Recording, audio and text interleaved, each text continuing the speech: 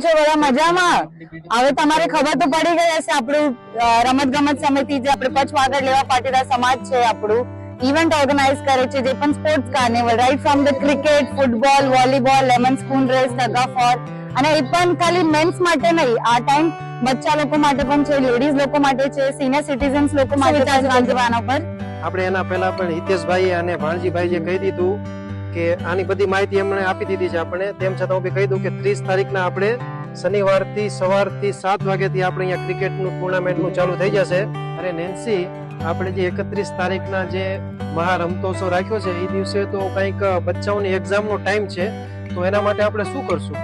Kantibhai, tension નહીં લો. આપણું સમાજે આ બધું ગેમ આપણે સન્ડે ના પ્લાન કર્યું છે, તો એક્ઝામ નું કઈ ટેન્શન લેવાની જરૂરત નથી. આમાં સન્ડે ના બાળકો આવીને રમી શકે છે. તો બચ્ચાઓ તમે ખાસ ધ્યાન રાખજો. આપણે જે રમત રાખેલી છે એ બધી રવિવારના છે, તો તમે તમારા મા બાપને કહેજો કે અમારી સાથે તમે ચાલો અને આપણી આ બધી રમતમાં ભાગ લો.